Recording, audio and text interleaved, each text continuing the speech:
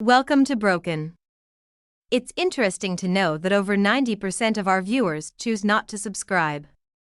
If this video resonates with you, please consider subscribing and hitting that like button.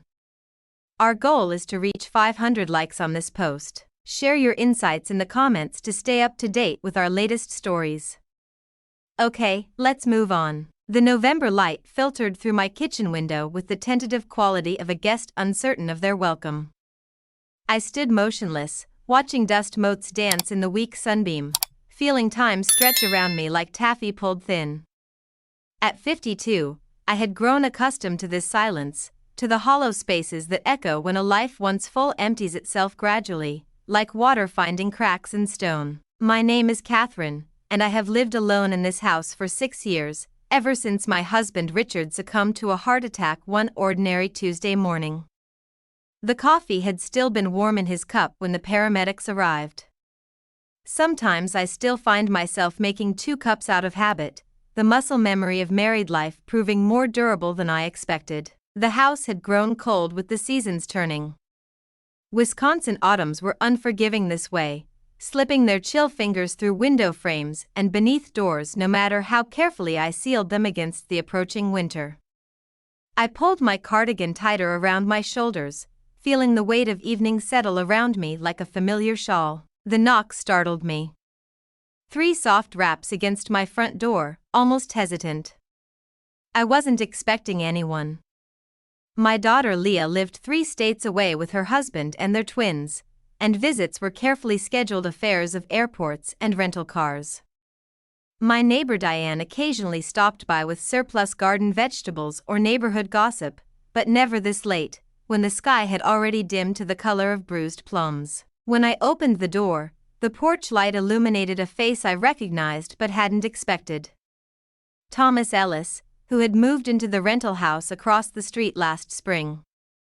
He was holding a book in his hands, his expression caught between discomfort and resolve. "I'm sorry to bother you so late," he said, his voice carrying the soft traces of somewhere southern. "The library book you requested came in. Margaret at the front desk mentioned you weren't feeling well, so I offered to drop it by on my way home." Thomas worked at our small-town library 3 days a week. He was in his late 40s, I guessed, with the kind of face that seemed perpetually on the verge of a smile that rarely fully materialized. There was a quietness to him that I had noticed during our brief interactions at community events or passing exchanges of neighborly waves.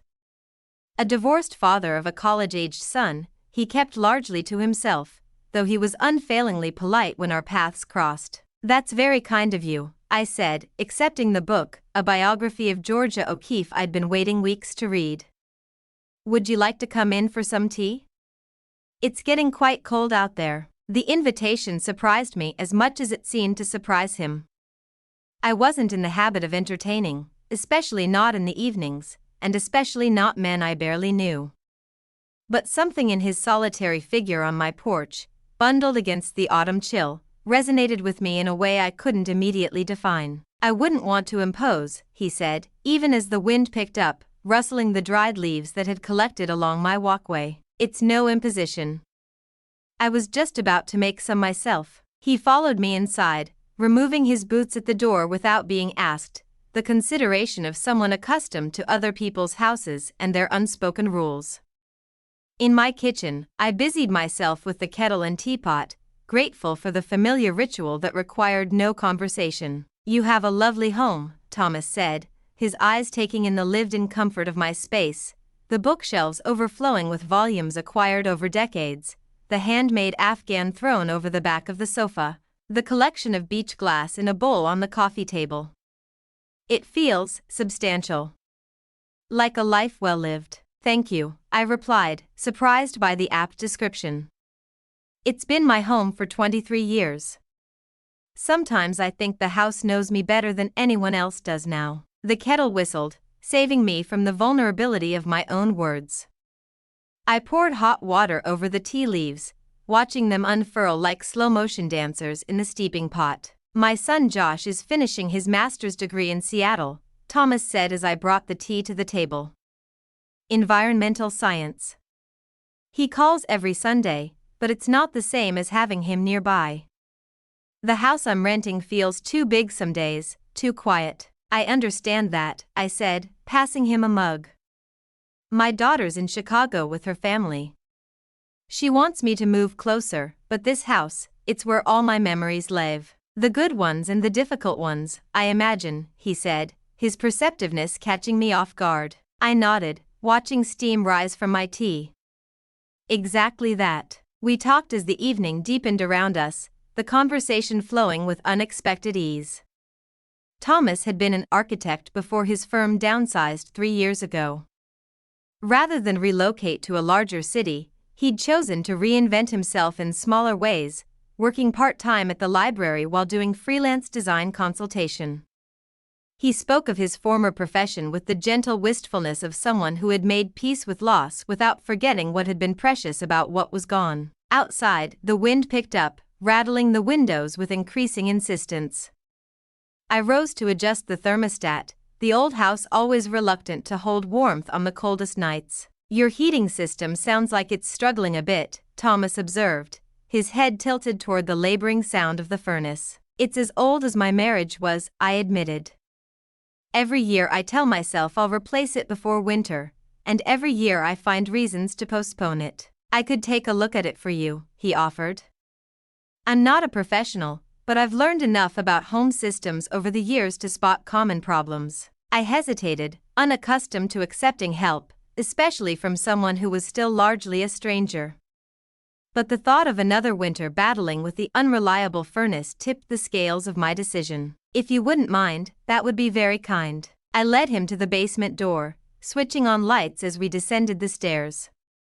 The basement was cluttered with the archaeological layers of my life, holiday decorations and labeled bins, Richard's woodworking tools still arranged on pegboards, boxes of Leah's childhood art and school projects I couldn't bring myself to discard. The furnace occupied a corner of its own, humming and clicking with the effort of pushing heat through the house's aging veins.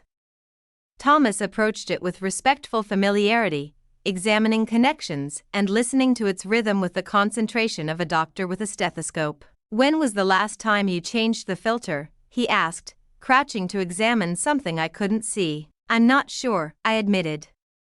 Richard always handled those things. He nodded without judgment. We all have our blind spots after loss. Things we don't realize we don't know until suddenly we need to know them. The simple understanding in his words brought a sudden ache to my throat. How precisely he had named the 100 small griefs that had followed Richard's death, discoveries of all he had quietly maintained, systems and knowledge that had died with him, leaving me to learn through trial and error, through YouTube videos watched at midnight, through expensive lessons from service people who sometimes saw a widow and added zeros to their invoices. I have some filters that might fit this model at my house, Thomas said, rising from his examination. I could bring one over tomorrow if you'd like. And show you how to change it yourself for next time. I'd appreciate that, I said, suddenly aware of how close we were standing in the cramped furnace corner, how unfamiliar it felt to have another adult in this private space where I usually moved alone. As we climbed back upstairs, I noticed Thomas favoring his left leg slightly. Old rugby injury, he explained when he caught my glance. It only bothers me when the weather changes. A barometer in my knee, my doctor calls it. Back in the kitchen, I found myself reluctant for the evening to end. The house felt different with another person in it, warmer somehow, as though the walls themselves had relaxed from their vigilant holding of space. Would you like to stay for dinner? I asked impulsively. Nothing fancy, just soup I made yesterday and some bread. His smile came then, full and genuine, transforming his face. I'd like that very much, Catherine. We ate at my kitchen table, the soup warming us as the conversation continued to unfold. Thomas told me about growing up in Georgia, about the landscape architecture that had first drawn him to design, about books we had both loved. I found myself sharing stories I hadn't excavated in years, my college dreams of becoming a botanist, the year Richard and I spent renovating our first apartment, the garden I had once maintained with religious devotion before life had intervened. It was nearly 10 when Thomas finally rose to leave. At the door, He turned to me with an expression I couldn't quite read. "Thank you for this evening," he said. "It's been a long time since I've enjoyed a conversation this much." "For me as well," I admitted, suddenly shy in a way I hadn't felt in decades. "Would it be all right if I stopped by tomorrow?" "With the filter?" "Yes," I said. "That would be fine." After he left, I stood in my living room, listening to the different quality of silence that had descended. It was not the hollow quiet I had grown accustomed to, but something expectant, like the pause between movements in a symphony, pregnant with anticipation of what might follow. I slept better that night than I had in months. True to his word, Thomas returned the next afternoon with a furnace filter and tools. I watched as he demonstrated the replacement process, his hands capable and patient as he pointed out what to look for, how to know when it needed changing again, the warning signs of more serious issues. "There," he said, dusting his hands on his jeans as he finished. "That should help with both your heating bill and the overall efficiency. The furnace won't have to work so hard now." "I can't thank you enough," I said as we returned upstairs. "Can I offer you coffee? Or lunch, perhaps?" Over sandwiches, Thomas mentioned a documentary about coral reef conservation playing at the small independent theater in town the following weekend. "I was planning to go to the Saturday afternoon showing," he said, his focus seemingly absorbed by arranging potato chips on his plate. "If you're interested in marine biology at all." "I'd like that," I said, before he could finish extending what might have been an invitation. "Saturday works for me." The smile he gave me then was quick but warm, like sunlight breaking momentarily through clouds. Later, after he had gone, I found myself standing before the mirror in my bedroom, studying my reflection with new attention. The silver threading through my dark hair, the gentle lines mapping my 52 years around my eyes and mouth. I had stopped seeing myself in any meaningful way some time ago, my appearance becoming merely functional, clean, presentable, appropriate. Now I found myself wondering what Thomas saw when he looked at me, and the wondering itself felt like a small awakening. The week passed in a strange new rhythm, my usual routines interspersed with text messages from Thomas, a recommendation for a book he thought I might enjoy, a photo of an architectural detail he'd spotted downtown that reminded him of something we'd discussed, a question about whether I preferred documentary or narrative films. Each message was unassuming, requiring no immediate response, yet together they formed a gentle bridge between his life and mine. On Saturday, I changed clothes 3 times before settling on a deep blue sweater that Leah had given me for Christmas and jeans that actually fit instead of the comfortable, stretched-out pairs I usually wore. I even applied lipstick, the tube slightly dried from disuse. Thomas was waiting outside the theater when I arrived, his face brightening when he saw me. We settled into seats in the half-empty theater, and I was acutely aware of his presence beside me, the subtle scent of laundry detergent and something citrusy, the careful way he maintained a polite distance between us. The documentary was fascinating, the cinematography of underwater ecosystems breathtaking, but I found my attention repeatedly drawn to the man beside me, to the shadowed profile of his face illuminated by the screen's blue light. Afterward, we lingered over coffee at the cafe next door, discussing the film's message about climate impact on marine environments. Our conversation wandered from environmental science to politics to personal philosophies, the easy flow between topics revealing new dimensions of compatibility between us. "Would you like to walk for a bit?" Thomas asked as we left the cafe. "It's unusually mild today." We strolled through the town center and into the small riverside park where bare-branched trees stood sentinel along the banks. The late afternoon light cast everything in amber hues, softening edges and lending a dreamlike quality to the ordinary landscape. "I've been meaning to ask," Thomas said as we paused at a bench overlooking the water, "the painting in your dining room, the one of the woman looking out to sea, is it a family member?" I smiled, touched by his attentiveness. "My grandmother. She lived in Maine most of her life. My mother painted that from an old photograph after she died. It's beautiful work. There's something in her posture that suggests both strength and longing." "Yes," I said softly. "That was her exactly." We sat on the bench, watching the river's current carry fallen leaves downstream, the water's surface burnished by the setting sun. Without planning to, I found myself telling Thomas about my marriage, the early years of passionate connection that had gradually mellowed into comfortable familiarity, the difficult period after Leah left for college when Richard and I had to rediscover each other without parenting as our primary shared purpose, the unexpected sweetness of our final year together when a health scare, not the one that ultimately took him, had stripped away pretense and reminded us of what mattered. "It sounds like you had something genuine," Thomas said when I finally fell silent. "That's rare and precious." "We did," I agreed. "But it wasn't perfect. No real relationship is." "My marriage ended because we wanted different futures," Thomas offered after a moment. "Karen wanted the excitement of city life, international travel, constant motion. I wanted..." He paused, searching for words. "Roots, I suppose. Depth rather than breadth." Neither of us was wrong, just incompatible in fundamental ways we couldn't see until we'd already built a life together. The honesty of his reflection touched me. "And now? What do you want now?" He turned to look at me directly, his eyes the color of the river in shadow. "Connection that doesn't require abandoning who I am. Companionship that allows for silence as well as conversation. To matter specifically to someone, not generically." His words resonated in my chest like the struck note of a bell. They named with startling precision what I had been missing without being able to articulate. The temperature dropped as the sun disappeared, and I shivered involuntarily. "You're cold," Thomas observed. "We should head back." As we walked toward our respective homes, our pace slowed the closer we got, as though neither of us was eager for the afternoon to end. At the corner where we would need to part ways, Thomas stopped. "Catherine," he said, my name careful in his mouth, "would you like to have dinner at my house next Friday? I'm not a gourmet chef by any means, but I make a decent risotto." The invitation hung between us, weighted with possibility. I found myself thinking of the empty evening ahead of me, of the quiet house waiting with its familiar corners and well-worn routines.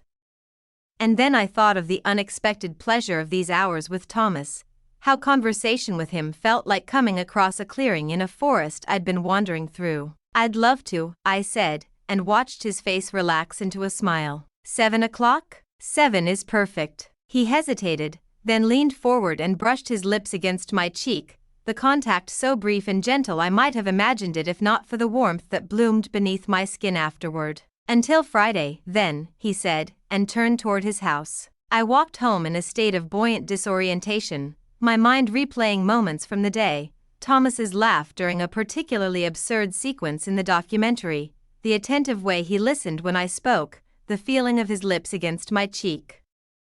At 52, I had thought certain chapters of my life concluded, certain experiences filed permanently in the past tense.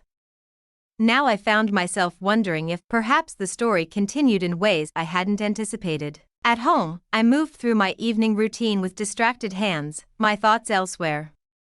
I found myself standing before the living room window, looking out at the lights of Thomas's house across the street, wondering if he too was thinking of me, of us, of possibilities neither of us had named but which now seemed to hover in the air between our separate dwellings. Later, as I was preparing for bed, my phone chimed with a message from Leah, just checking in.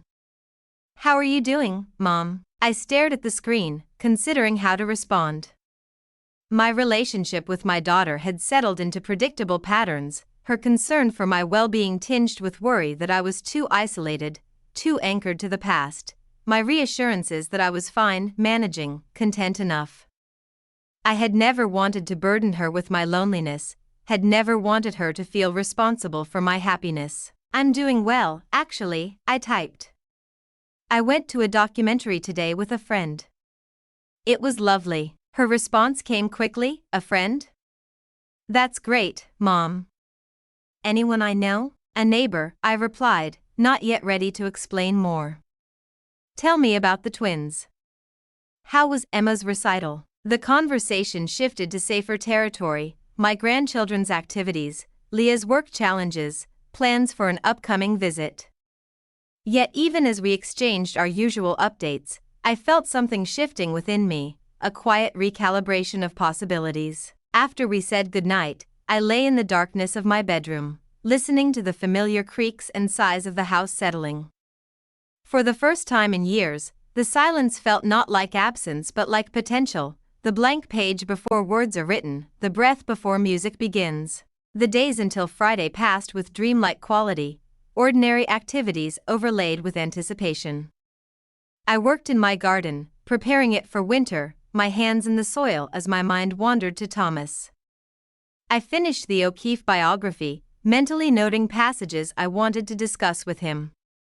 I baked bread, the rhythm of kneading and shaping dough meditative as I considered what might be unfolding between us. On Thursday, I called Diane, my closest friend in town, and told her about Thomas. There was something about saying it aloud that made it more real, less like a private fantasy I might be embroidering from ordinary neighborly kindness. "Catherine Reed," she said, her voice warm with pleased surprise.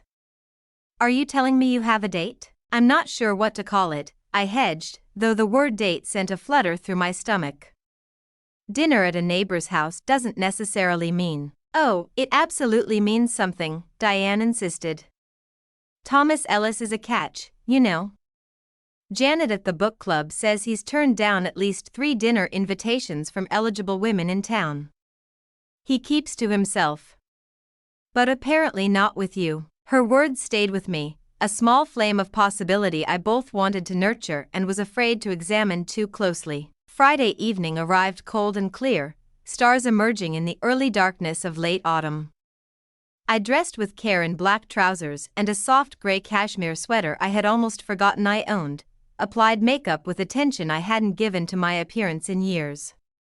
Looking in the mirror, I saw neither the young woman I had once been nor the invisible middle-aged widow I had sometimes felt myself becoming, but someone new, a woman with history evident in her face but possibility in her eyes. Thomas's house was warm with welcome when he opened the door, the scent of garlic and herbs enveloping me as I stepped inside. He had transformed the rental's generic interior with his own touches, architectural prints framed on walls, bookshelves filled with volumes on design and nature, furniture arranged to create conversation areas that felt both comfortable and considered. "You look beautiful," he said simply as he took my coat, his eyes meeting mine with naked appreciation that made me glad I had taken such care. He poured wine and we talked easily as he finished preparing dinner, me perched on a stool at the kitchen island while he stirred risotto and seasoned roasted vegetables. There was something unexpectedly intimate about watching him cook, about being invited into the ordinary rhythm of his evening in this way. Over dinner, our conversation deepened, moving beyond the getting-to-know-you exchanges of our previous encounters into more vulnerable territory. Thomas spoke of his father's struggle with Alzheimer's, the grief of witnessing a brilliant mind slowly erased. I shared the complicated mix of emotions I still felt about my daughter's move across the country, pride in her independence mingled with a sense of abandonment I was ashamed to admit. "I think the hardest part of getting older," Thomas reflected, refilling our wine glasses, "is how much loss becomes part of the landscape. Not just people, but possibilities. Doors that have closed without our noticing until we turn and find them sealed." "Yes," I agreed. "But I'm starting to wonder if sometimes new doors appear as well, ones we couldn't have imagined before." His eyes met mine across the table, recognition and something more passing between us like electricity. After dinner, we moved to his living room, settling on the comfortable sofa before the gas fireplace he had turned on against the evening's chill. The wine and conversation had created a warm intimacy between us, and when Thomas sat close enough that our shoulders brushed, it felt like the most natural progression. "I've enjoyed getting to know you these past weeks, Catherine," he said, his voice lower than before. "More than I can adequately express." "As have I," I replied, surprised by the steadiness in my voice despite the rapid beating of my heart. "I didn't expect this," he continued, his hand finding mine on the cushion between us, fingers intertwining with deliberate intent. "When I moved here, I was resigned to a certain kind of life, quiet, solitary, focused on my work and my relationship with Josh from a distance. I wasn't looking for connection. Neither was I admitted. I thought that chapter of my life was finished. And now, he asked, the question simple but profound. I looked at our joined hands, at the contrast of his broader fingers against my smaller ones, at the wedding ring I still wore out of habit more than active grief. With my free hand, I slowly twisted the gold band, sliding it past my knuckle for the first time in 6 years. I placed it carefully on the side table, the small clink of metal against wood loud in the quiet room. Now I'm wondering what other chapters might still be unwritten, I said, meeting his gaze directly. Thomas's expression softened, his free hand rising to cup my cheek with gentle reverence. May I kiss you, Catherine? The question, so formal and respectful, touched me deeply. Yes, I whispered. His lips met mine tentatively at first, then with growing confidence as I responded. It had been so long since I had been kissed, really kissed, with intention and desire, that the sensation was almost overwhelming. I felt simultaneously young and my full age, the experience both new and familiar, my body remembering how to respond even as my mind marveled at the unexpected gift of this connection. When we finally pulled apart, I found myself trembling slightly, overcome by the rush of sensation and emotion. Thomas kept his hand on my face, thumb gently tracing my cheekbone. Are you all right? He asked, concern evident in his voice. Yes, I assured him, leaning into his touch. It's been a long time. I'd forgotten how it feels. Understanding filled his eyes. For me as well. We sat in the firelight, talking softly, exchanging gentle touches and occasional kisses until the lateness of the hour could no longer be ignored.